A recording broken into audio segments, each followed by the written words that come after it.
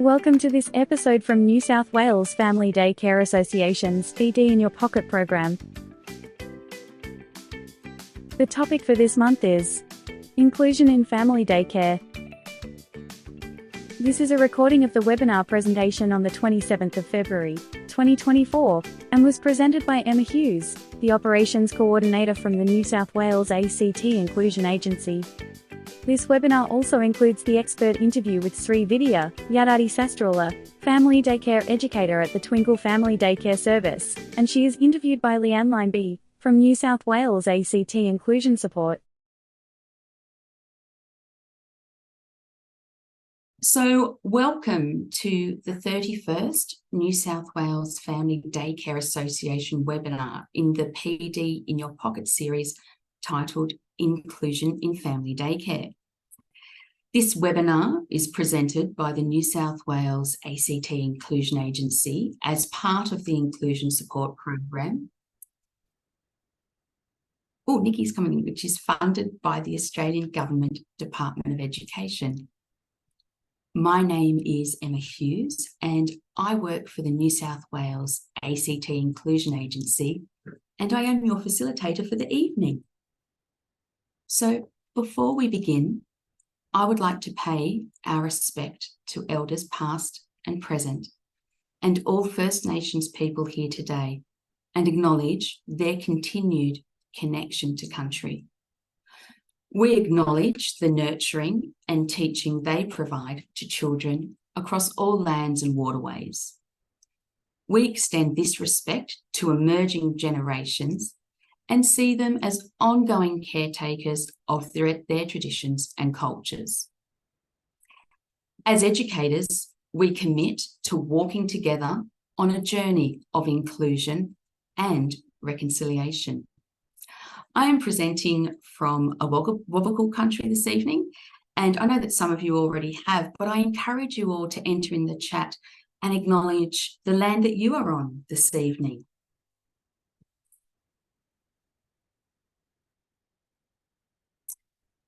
So a reminder about all the components of PD in Your Pocket. All registered participants were sent a link to the topic booklet last week. The booklet will also be available on the website along with the recording and podcast of this session by the end of this week. You'll also be able to hop into any of the past PD in Your Pocket sessions sitting on the website. A reminder to please fill in the survey that you will be sent after the session, as this help determines future sessions. And certificates of participation will be emailed to you within a week if you were in the live session. Make sure to check your junk mail, and if after a week you still have not received your certificate, you can contact professional services at nswfdc.org.au.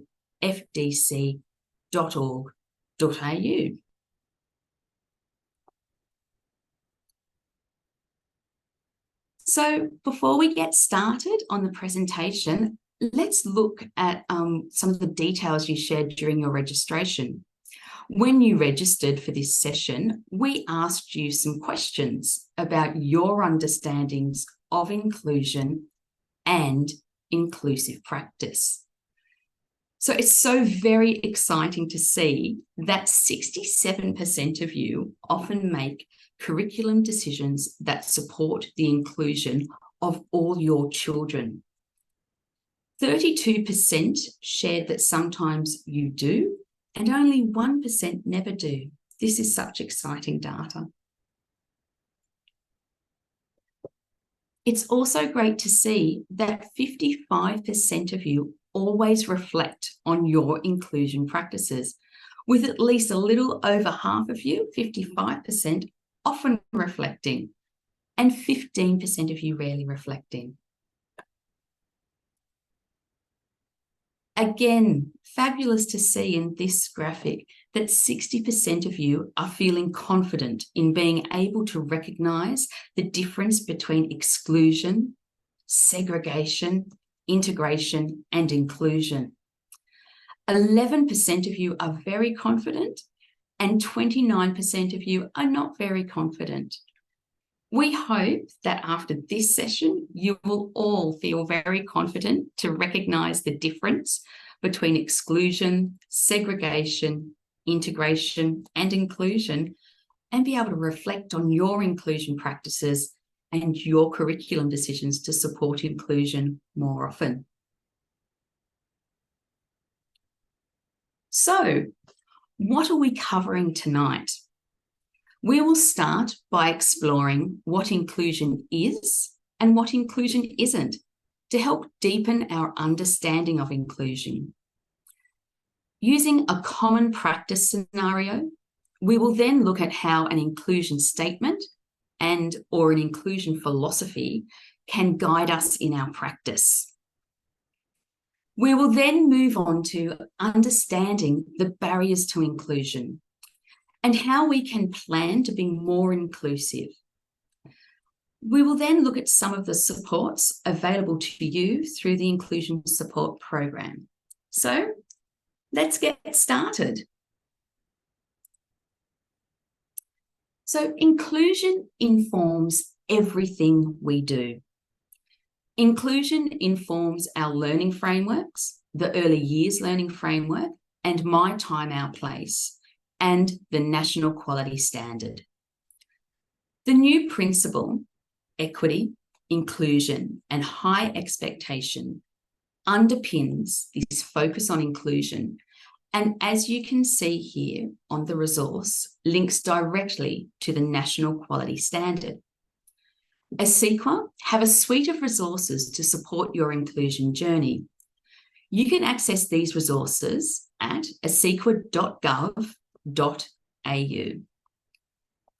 So throughout the webinar, there will be references to these documents and links via QR codes. So please have your phones ready to scan them. So we're going to look at some key points to help us understand inclusion. The first of these key points is inclusion is not just about disability. Inclusion is about everyone.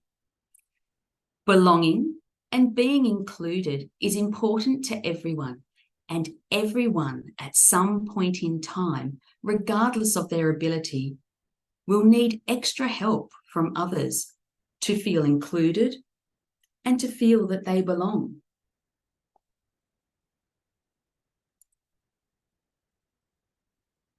Typically, developing children do not miss out when inclusion happens.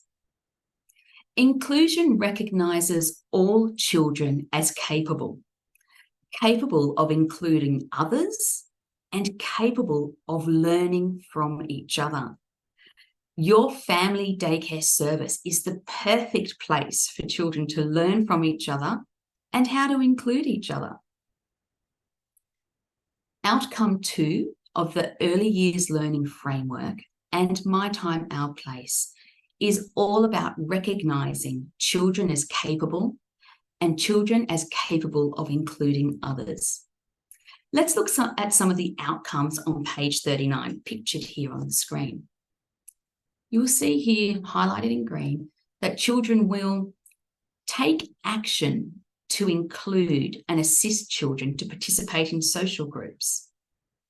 Children will gradually learn to read the feelings and behaviours of others and respond appropriately. This is inclusion in action. I encourage you all to refer to the principles, practices, and outcomes in both the Early Years Learning Framework and My Time, Our Place, and explore further examples of children's actions in the left column and the strategies educators can implement from the right-hand column. Perhaps you would all like to share other learning outcomes that relate to inclusion in the chat. I have a feeling this chat could become a great resource on its own.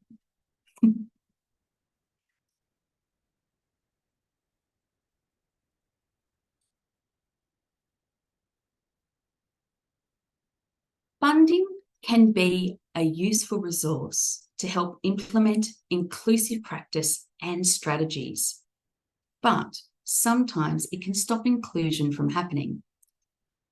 Funding for resources and professional development can be helpful. However, without reflection and planning can become unhelpful.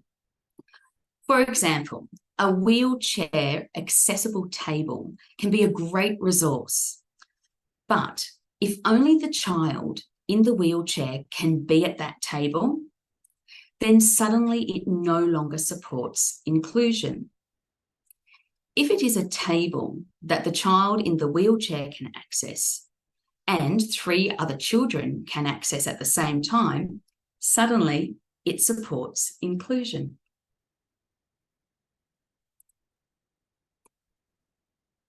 Inclusion is not about everyone being treated the same.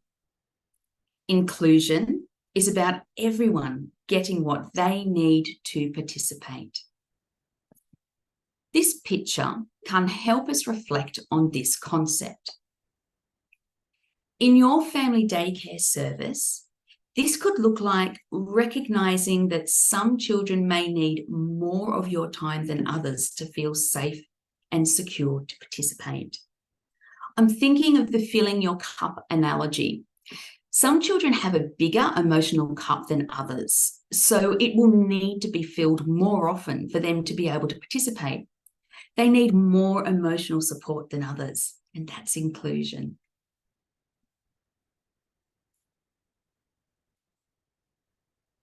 Inclusion is a right. It is not a nice or charitable thing to do for children. Inclusion is a human right. Inclusion is embedded within the Code of Ethics, our laws and regulations, the National Quality Standard. And as mentioned before, inclusion informs our learning frameworks, the Early Years Learning Framework and My Time, Our Place, both of which family daycare will work from. The Disability Discrimination Act and the Racial Discrimination Act all call on us to understand inclusion. These documents remind us that it is our duty to uphold and advocate for the inclusion rights of all children. ASIQA has developed a selection of resources to support approved providers, service leaders, educational leaders, coordinators, and educators to understand and implement their obligations under the Disability Discrimination Act. The tip sheets, one of which you see on your screen here, support services to understand and implement the Disability Discrimination Act through grouping information under the headings of know, think, and do. So pictured here is one of the tip sheets titled 6 Tips for Making Reasonable Adjustments in Family Daycare. This could be a great starting point for you all.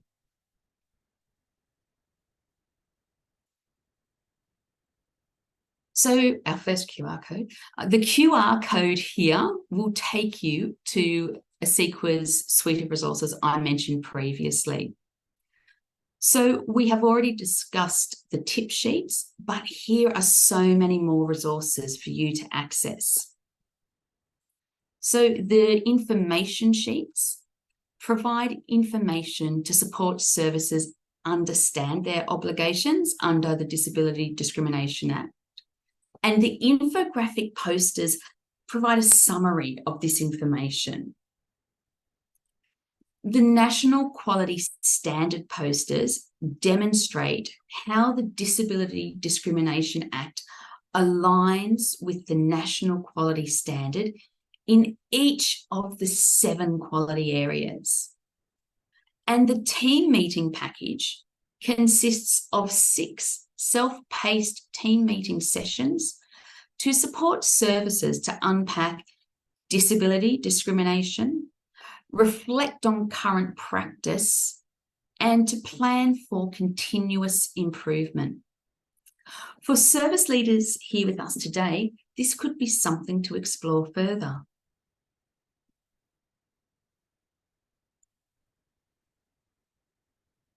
So now that we have explored some key concepts of understanding inclusion, let's look deeper. What is inclusion? What does it look like? Perhaps a good starting point is the Inclusion Agency Inclusion Statement. This statement informs our practice as an inclusion agency and our planning. It guides us in how we support educators to uphold the rights of every child to be included. Notice the highlighted words in blue: active and meaningful participation, capable and valued. They are important words. We will come back to them soon. The Early Years Learning Framework and My Time, Our Place definition of inclusion can also help us deepen our understanding of inclusion. Again, notice the highlighted words in blue: all, valued, equitable access, participation. They are quite similar to the Inclusion Agency statement. So, words, inclusion statements, and philosophies are great. But what do these words mean? What might they look like in everyday practice? And how can they keep us on track? The new principle, equity, inclusion, and high expectations, uses the words of the Inclusion Agency statement. So let's take time to truly unpack what these mean and look like in practice. Meaningful and active participation. This looks like children engaging in a way that has meaning for them, learning in a way that suits their learning needs for each stage and age within your service. Active and meaningful participation looks like educators teaching in different ways to match learning styles and teaching to children's strengths and interests.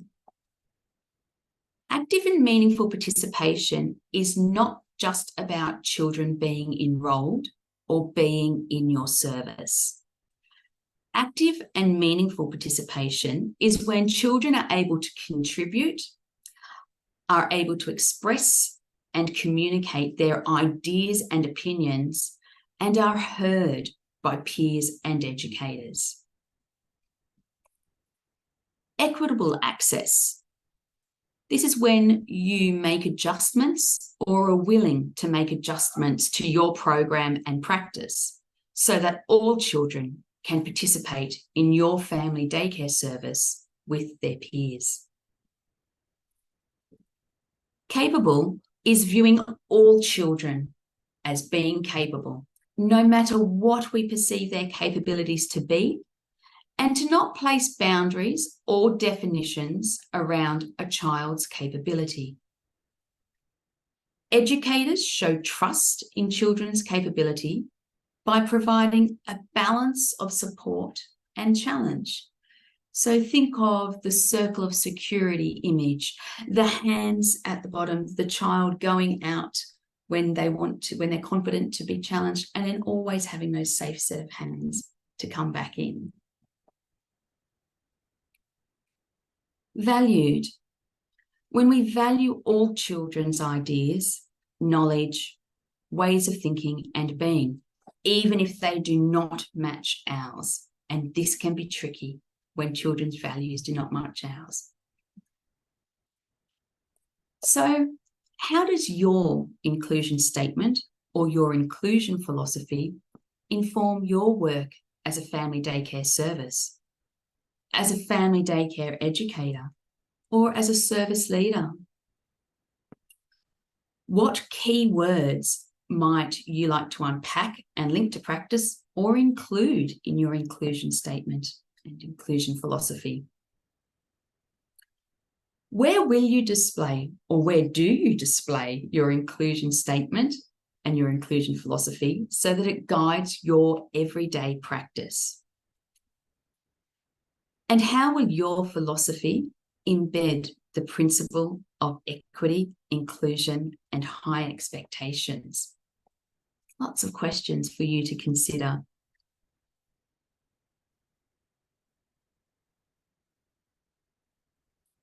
So we will now look at a short video that explores and explains that not all models of education are inclusive. This is a school example. We use a school example because most of us have experienced the school system and will be able to relate to these examples.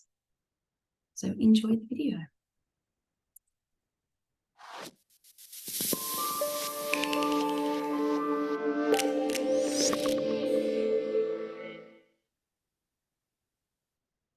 So what about other terms like exclusion, segregation and integration?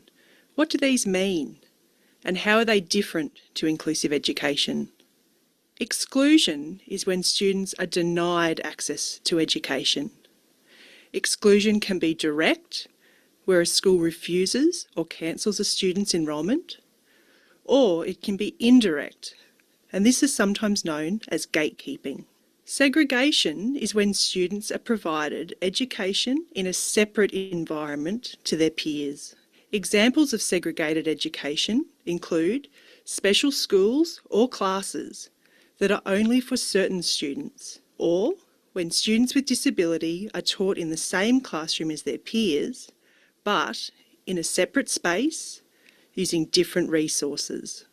Integration is when students with disability are placed in existing mainstream classrooms, but no adjustments take place. This means the student must adapt or change, but the classroom, teaching practices, and assessment tasks remain the same. Remember, genuine inclusion occurs when all children are educated in regular classrooms, in their local school, alongside their same-age peers, with adjustments to curriculum, instruction, assessment and the environment. It is important that we can identify the differences in these practices to help us successfully implement genuine, inclusive education.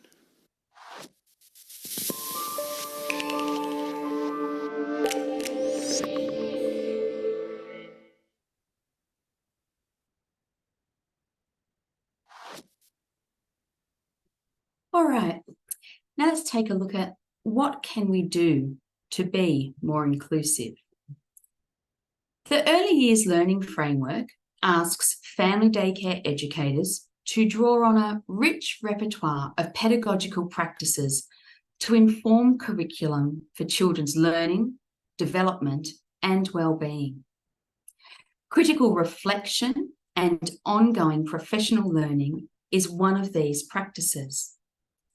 These next slides are an example of how you can critically reflect on your inclusive practice. A visual representation of what exclusion, segregation, integration, and inclusion looks like can help you reflect on where your practice currently sits. So we use this resource pictured to guide critical reflection on educator practice and to plan for change through the development of a strategic inclusion plan. More on the strategic inclusion plan later. For now, let's run through a scenario to get a sense of how this resource can support you to reflect on your practice. Because if we do not reflect on where we are, how can we plan to move forward? So here's the scenario. Bob enrolls at Emma's family daycare service. Bob uses sign language and simple gesture to communicate. Emma is proactive and learns some sign language, focusing on Bob's high use signs and simple gestures. Great work, Emma. Emma using and learning sign language is an inclusive practice. But Does it achieve inclusion on its own? And I'm happy for you to discuss this in the chat as I talk through. So let's think back to active and meaningful participation, those key highlighted blue words from our inclusion statement. If Emma is the only person that can understand and be understood by Bob, how meaningful will his participation be? How will he actively contribute? Could this communication strategy of only Emma learning isolate Bob further from his peers? Back to Emma and Bob. So Emma has thought about teaching the other children some key sign language and simple gesture, but she feels that Billy is a bit young to understand. For Bella, English is her second language, so she's not wanting to complicate matters. And Leanne, well, she probably wouldn't be that interested. All valid points, Emma. Or are they? Is Emma's focus here increasing the quality of inclusion? Let's go back to our keywords highlighted in blue from earlier: capable and valued. Thinking of the scenario, is Emma viewing Billy, Bella, and Leanne as capable? How is Bob's way of communication being valued? If Bob's way of communicating is not embedded in the environment or used and understood by his peers, what does that mean for inclusion? So, where do you think Emma's practice sits now?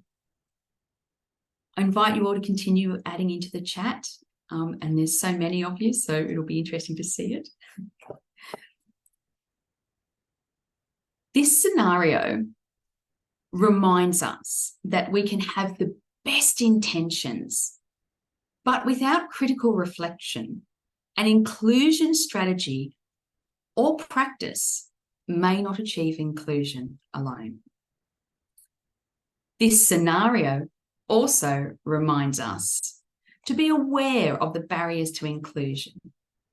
Some are obvious, others are more subtle. Okay, we are now going to hear from Sree at Twinkle Family Daycare, who shares some scenarios around inclusion from her family daycare service. So thank you, Sree.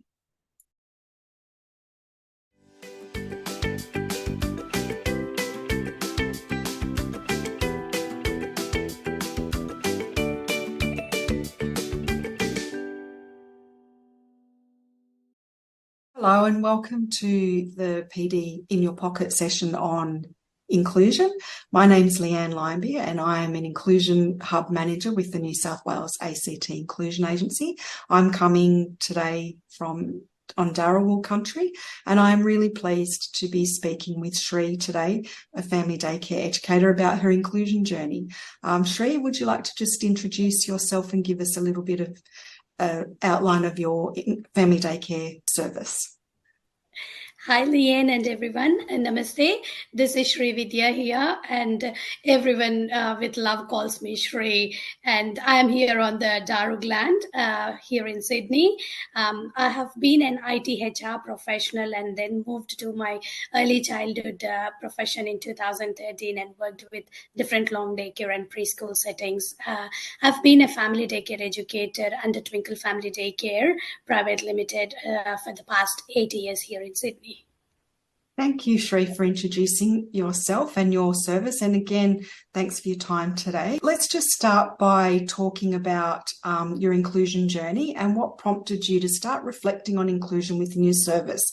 Was there a specific point in time that you thought you needed to think more about inclusion? Initially, when I started as a family daycare educator, I had my younger child with me, and then the other two children who enrolled with me were from the similar cultural background, and they used to speak the same language which I speak, and it was easy for me to program their activities or any group activities or any cultural events in the center.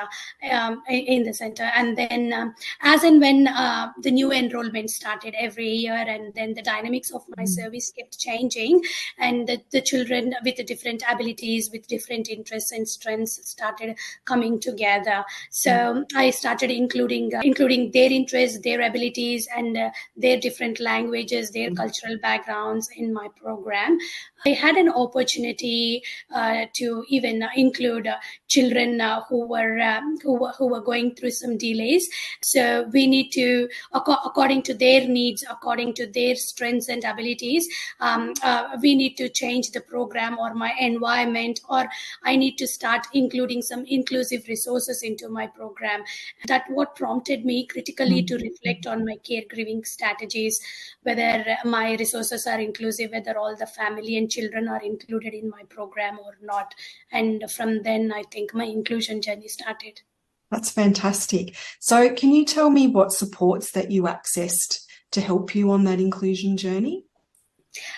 Yes, definitely. As a family daycare educator, I always think that I need to be a proactive learner and a seeker, and to seek support and access any available resources to include in my program. I started collaborating in each and every step with the families, my own family and the other families of the children who were in my care, and families with the additional needs in the care. Of course, the support of the coordination unit is also very important. And as the saying goes, it takes a whole community to raise a child. I strongly believe that. So I started collaborating with different community resources, my local council, local community networking places, and the inclusion support program.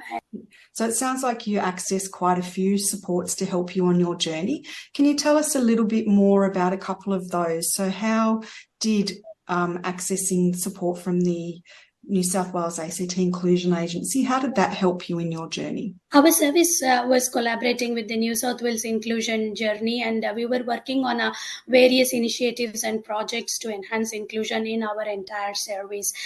So this inclusion support program, it is not actually to fix a child.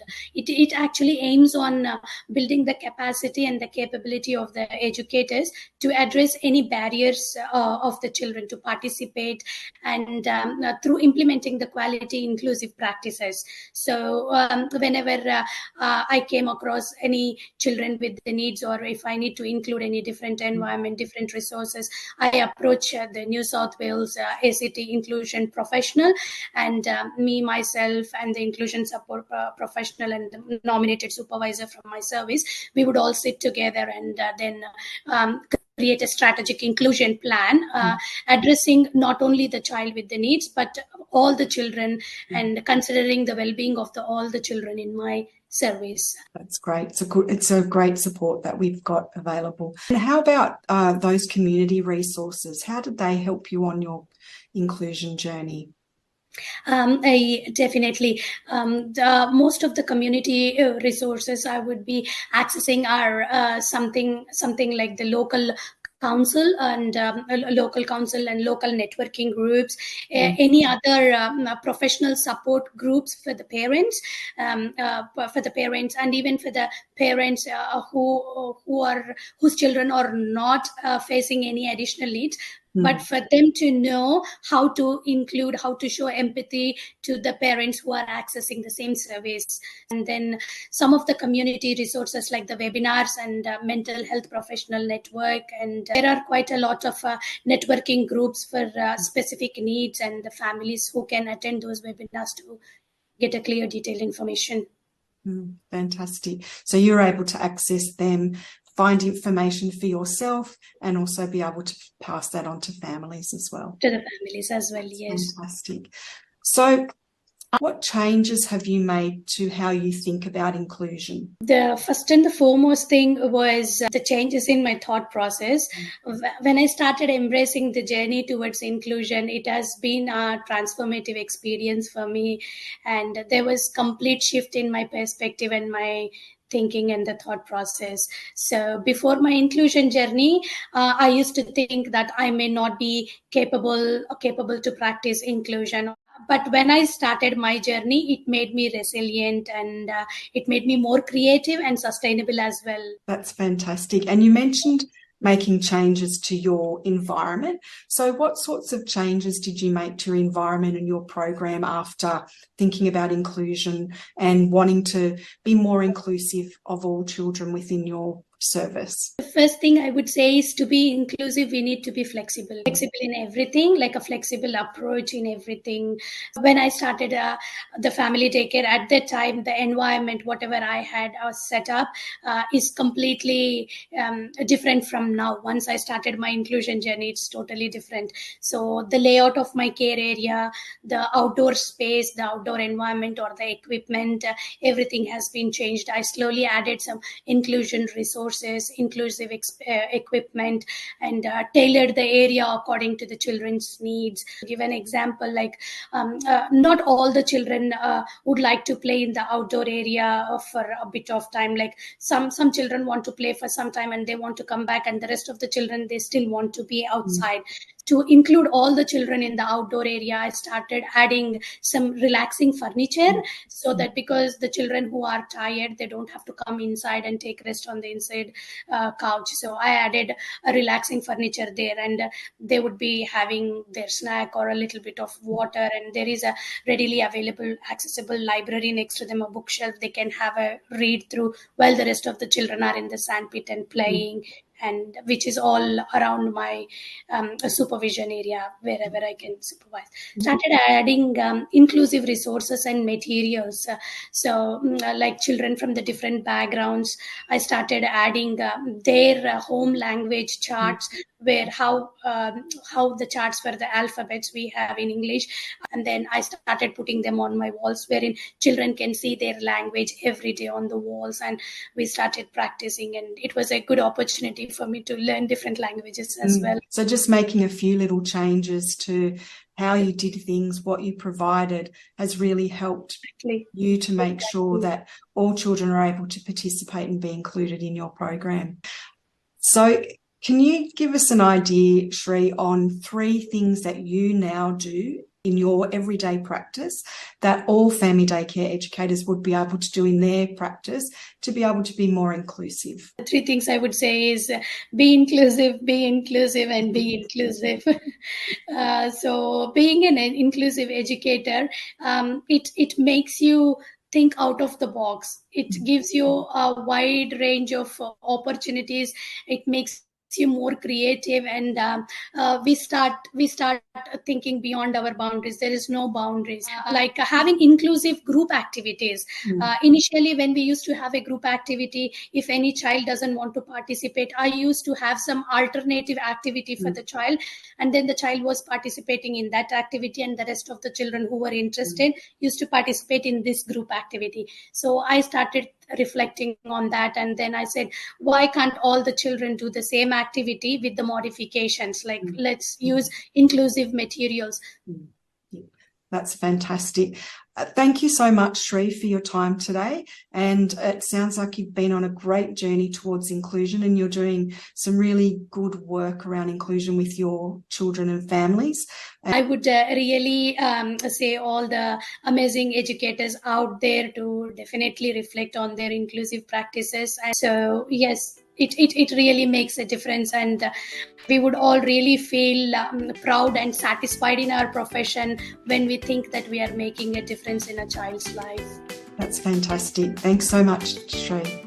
Thank you very much, Leanne. Thanks for the opportunity.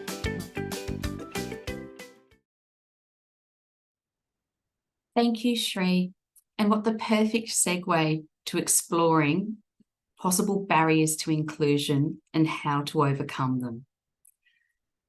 So the Early Years Learning Framework on page 17 suggests that To support all children's inclusion, educators need to recognise and respond to barriers that some children face, including attitudinal and practical barriers.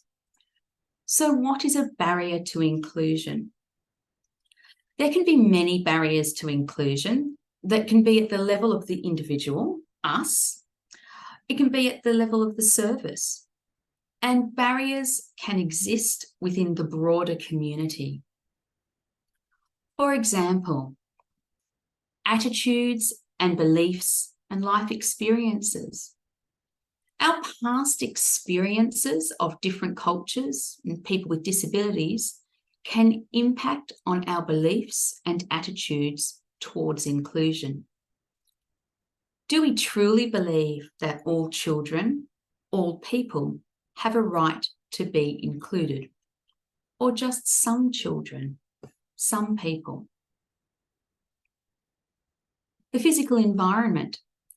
Barriers can exist around access to your family daycare service or how the physical environment is set up so that all children can easily access activities and participate. Barriers can be more subtle. For example, are all children in your family daycare service able to see themselves reflected somewhere in the space? So remember Sree and her commitment to reflect the diverse culture and languages of the children at her service. I can imagine that children would be able to see themselves in Sree's space. The program structure. Routines and transitions can impact on children's learning rhythms. How we teach can have an impact on how a child learns. Being able to recognise when the routines, transitions, and our way of teaching is having an impact on children's inclusion is part of the critical reflection process. Think back again to the interview with Sree. She recognised that not all children wanted to move inside and rest and snack at the same time. So she reflected and created a space outside where children could rest and snack, and children who wanted to keep playing were able to continue in their play. And Sree was able to have eyes on all her children. Policies and procedures. Does your service philosophy or your inclusion statement give you clear guidance on inclusion? And is it reflected in your service policies and procedures? Do you have your own inclusion philosophy? And if not, maybe it's time to create one. Management and communication systems. Is relevant information communicated between management, service leaders, families, and family daycare educators? Early childhood experience, education, and skills can impact on our confidence to include all children. Recognising when we may need help or when we are not feeling confident is sometimes the first step in overcoming a barrier to inclusion. At these times, reach out to your educational leader or service leader for help. Or maybe you already have a network of colleagues that you rely on. Family daycare is unique because you work alone, so it is so important for you all to have those support networks in place. In summary, when we can identify the true barrier or barriers to inclusion, then we are able to make changes to the environment, the program, and our attitudes, not the child.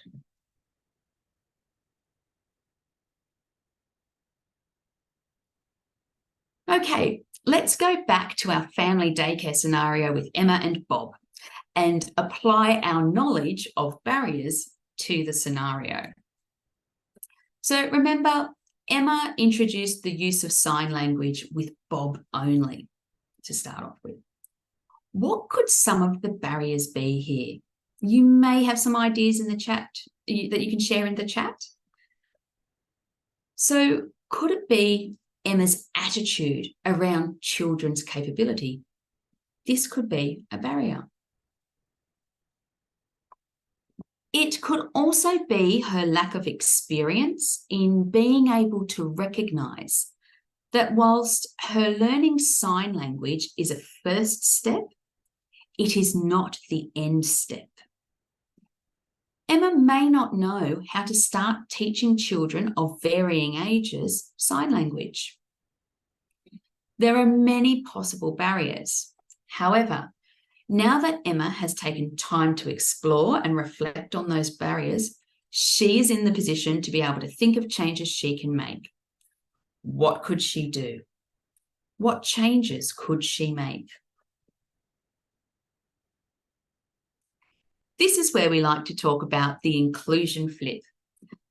The inclusion flip is a term used by some inclusion professionals to help educators understand how to turn child-specific strategies into strategies that can be used with all children and by all children.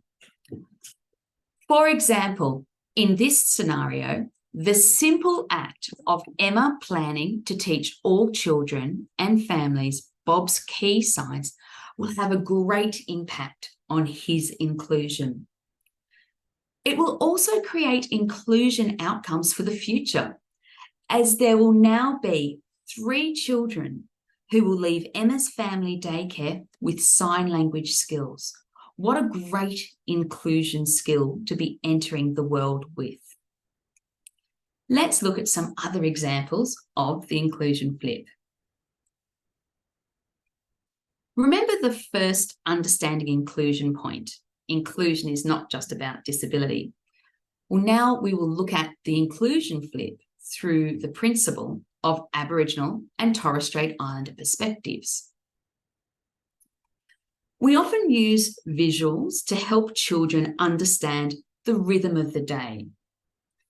Instead of using standard visuals, one educator connected with their local Aboriginal community and used local Aboriginal symbols that represented rest, meal times, home times. They also started using story stones in their storytelling. When asked why they were including these symbols, even though there were no Aboriginal children attending the family daycare service, the educator demonstrated a perfect inclusion flip by saying, "No, I do not have any Aboriginal children enrolled, but it is my job to ensure that the children I care for know about our shared history with Aboriginal people. My children need to know about their local area and the local Aboriginal ways of communicating. And if any Aboriginal child wanted to enrol at my family daycare service, I hope that they would see their culture here and feel welcome." This first picture here is from an article in our Inclusion Matters 2021 issue, and it's titled "Beyond NAIDOC Week, A Family Daycare's Journey." We encourage you to read this article with some practical ideas that you could put in place at your family daycare service. And I think Leanne will be sharing that link in the Q&A part. We also encourage you to read pages 16 and 17 of the Early Years Learning Framework for some more ideas.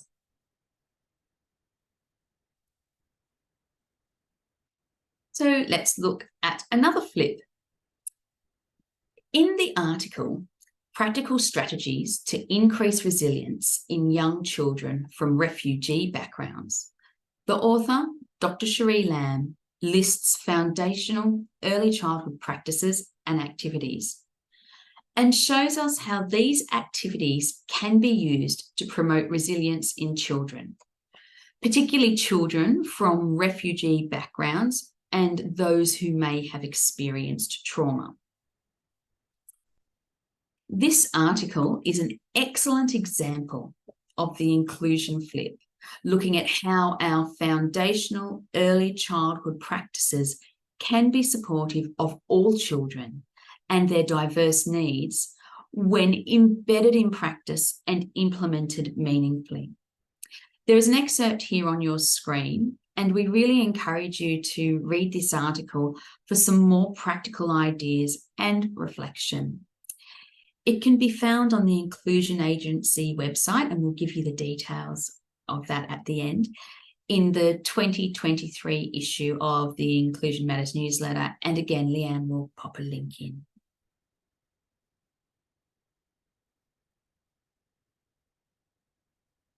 Now that we have shared some ideas on reflecting on inclusive practice, we invite you to reflect on an element of your practice. So perhaps focus on one of the early years learning framework principles, maybe one of the practices or a learning outcome as your starting point. You can find this quick reference guide displayed here on screen in the Early Years Learning Framework on page 11. So you could choose to focus on equity, inclusion, and high expectations. You may choose sustainability. Sustainability encompasses far more than environmental sustainability. It includes social sustainability and asks us to think, what can we be doing? What can we be teaching to help children build meaningful, authentic relationships with each other? How are we ensuring that our relationships with our families, our Aboriginal and Torres Strait Islander communities are sustainable, authentic, and meaningful?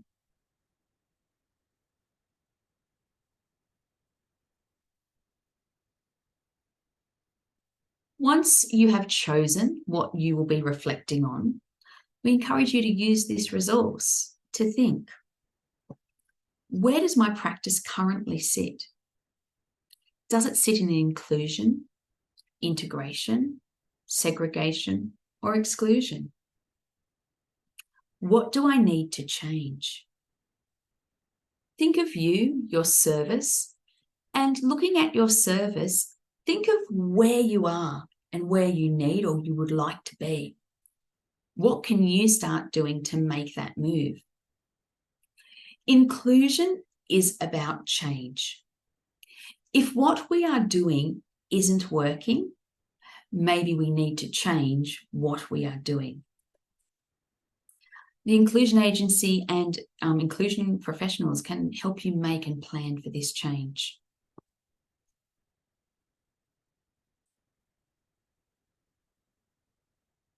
So we will now watch a short video about the benefits of inclusion.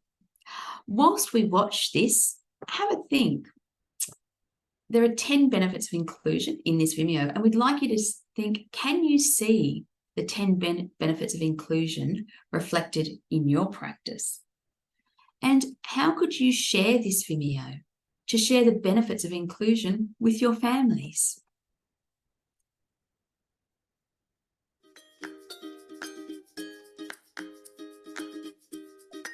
Inclusion nurtures a sense of belonging and well-being.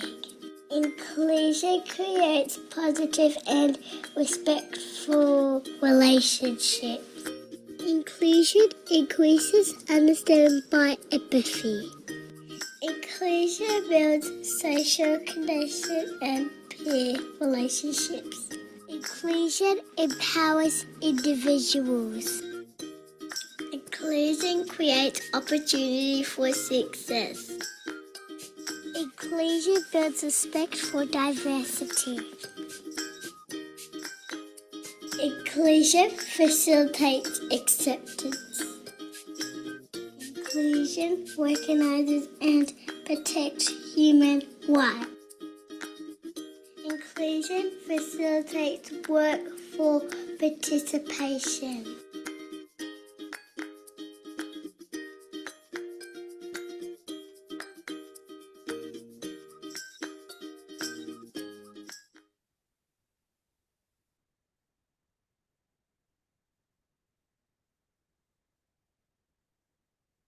So thank you, and thank you to for you for all watching that. I wondered if anyone had any ideas or comments that you'd like to share in the chat. I noticed someone commented on the voice, and yes, it's very lovely to hear that voice coming through. So have a think about the 10 benefits. Maybe there's some you'd like to work on, or maybe you can see all 10 benefits in your service. And have a think about how you might share this Vimeo to promote the benefits of inclusion. So now some information about the Inclusion Support Program. The Inclusion Support Program is a Commonwealth-funded program and consists of the Inclusion Development Fund Manager and 7 inclusion agencies in states and territories across the country. Different consortium partners delivered the program across the nation, as you can see here in this image. Teams of inclusion professionals are based at inclusion hubs, ready to provide free, tailored inclusion support to educators in all Australian government-funded services, including family daycare.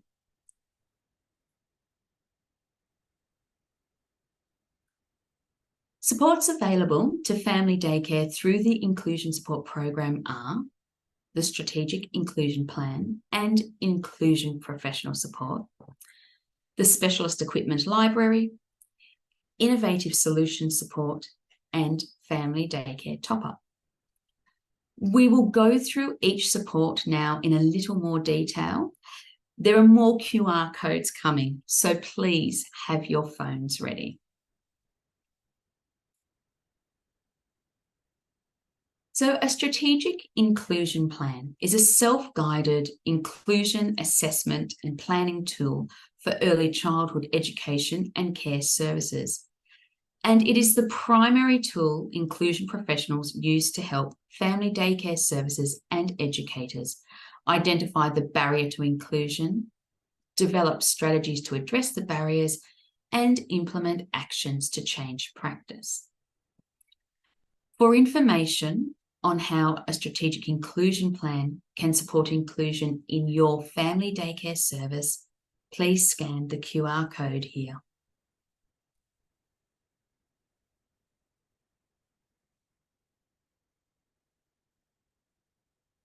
The Specialist Equipment Library provides eligible early childhood education and care services, including family daycare, with access to a range of resources free of charge to address participation barriers. Currently, in New South Wales ACT, 5 family daycare services are accessing Specialist Equipment Library, supporting the inclusion of 5 children with 15 pieces of equipment.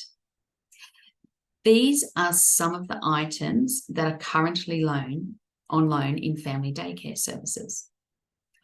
The QR code here will take you to the New South Wales ACT Specialist Equipment Library. However, there is a Specialist Equipment Library in each state and territory across the nation. Contact your inclusion agency for more information.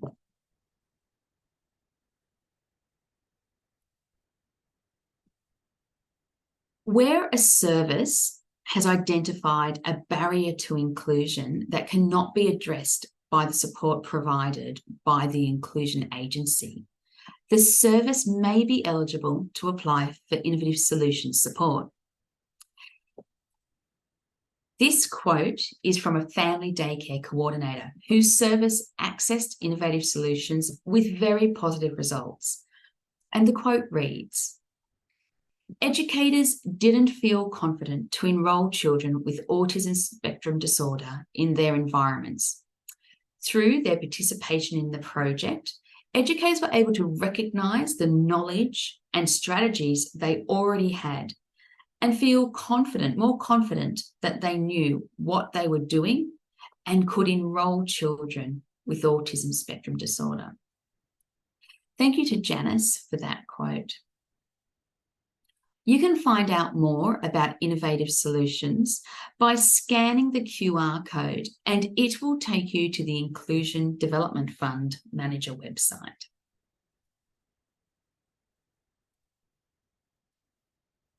The Family Daycare Top-Up provides a fee top-up payment to an educator where the inclusion of a child with additional needs results in the educator being unable to enrol the maximum number of children as allowed under the national law. You can find out more about Family Daycare Top-Up by scanning the QR code, and it will take you again to the Inclusion Development Fund Manager website.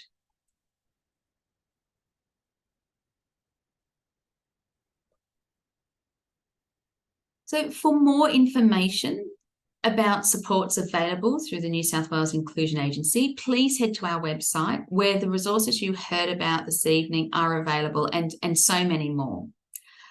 You can also contact the Inclusion Agency Help Hub on 1800 703 382. For those of you who don't know who your inclusion agency is or who your inclusion professional is, the Inclusion Agency Help Hub is a great first point of contact for getting that information. So we're coming to the end of the webinar, and we really hope you have enjoyed it, and we encourage you to continue your inclusion journey. And remember, inclusion is an important big idea, but it is also a hands-on, everyday, very practical process that is lived out moment by moment. And thank you to Kathy Colligan for that quote that I think is just so important for us as we move into putting into practice our words and our inclusion statements and philosophies. So we've got some time for questions. However, in terms of questions, we thought it would work best to invite you to put them in the Q&A, I think that's what it was, so that we can take the time to answer them with your context in mind or access additional information to make sure that the answer we provide will be helpful to you. So we may not get to them tonight, but Leanne and myself, we will look at them and we will aim to answer them appropriately. So I can see lots of you commenting and some questions coming through, which is great. Well, that brings us to the end of the session. Please remember that you can participate in the Facebook group. If you haven't already joined, open your Facebook and type in PD in your pocket. And I'd like to say thank you, everybody, for participating in, watching, or listening to this session. And I have really enjoyed looking at the chat every now and then. It's been really lovely to see your enthusiasm and your commitment to inclusion. So thank you again. Thanks very much.